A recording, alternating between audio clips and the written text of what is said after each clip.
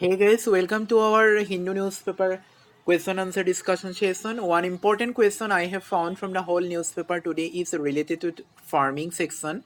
And here the term is very important: rain-fed farming, dryland farming. We often get confused regarding farming. Though the almost all the three are almost same, but still there is a very slight differences. If you do not know that minor differences, then if you find question in pre-exam regarding dryland farming and rain-fed farming, then you will get confused and ultimately you will choose the wrong option. In that way, in mains exam also, distinction is very necessary to prepare the answer. So I have prepared a model answer here: dryland farming and rain-fed farming, showing the distinction. Let's read the question and try to if you want to find the question, then go to my Facebook page.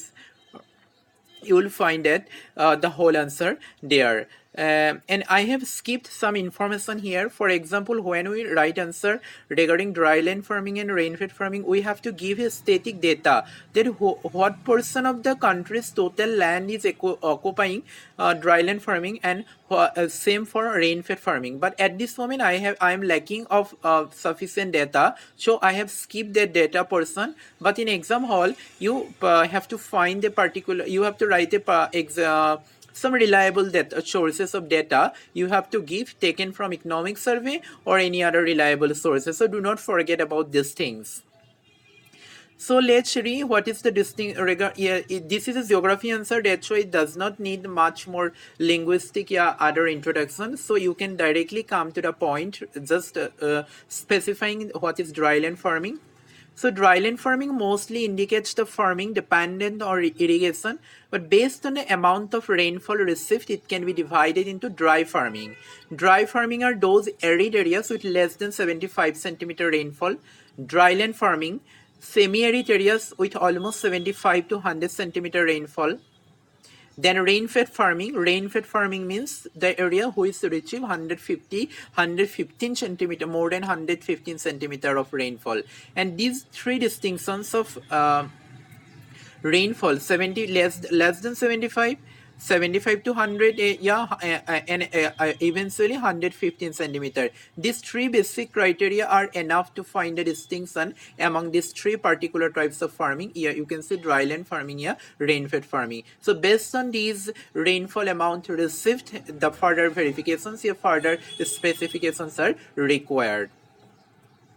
So you have to give here some ideas, that you have to give three important points here regarding the introduction of the answer.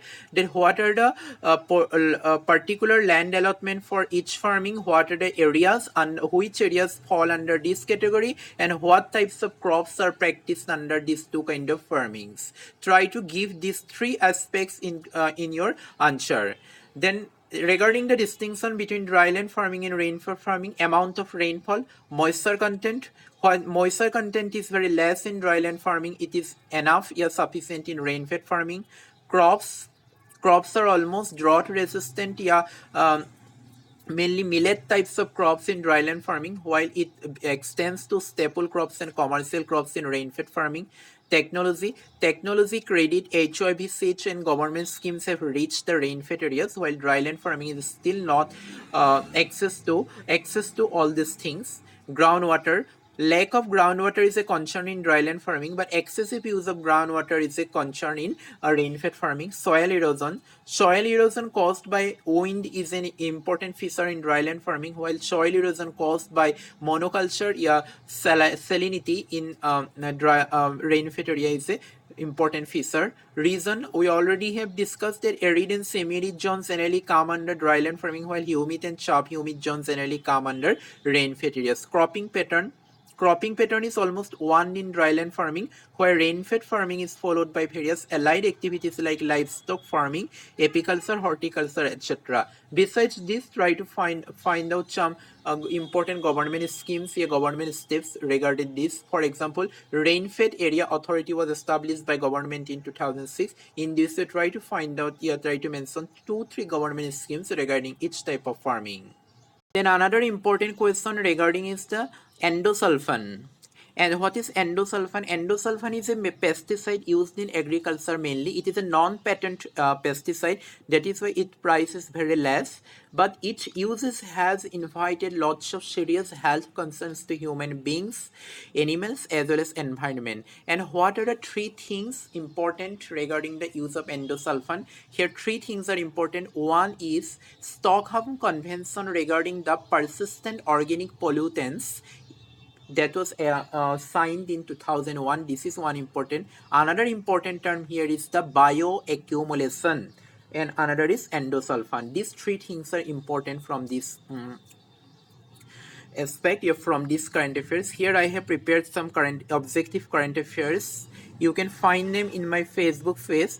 Just I have come to the come to the current affairs regarding endosulfan. Consider the correct statement regarding endosulfan. Option A, it is a pesticide used in agriculture causing serious harms to endocrine and genetic system in human beings. Correct. It is banned under Stockholm Convention 2011. Not 2011, it is 2001. Option A is correct.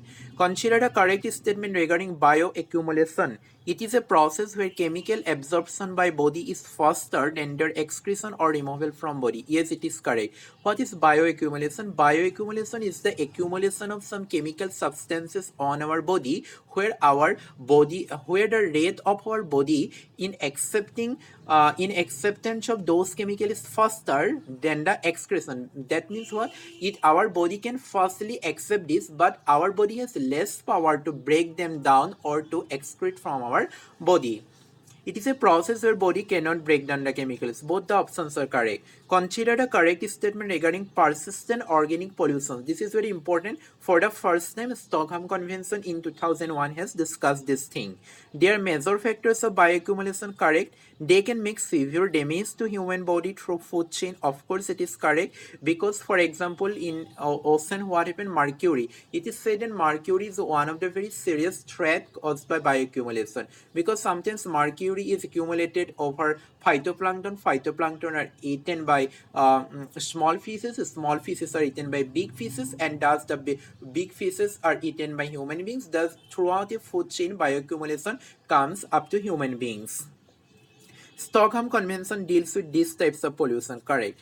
Which of the following is not an example of bioaccumulation?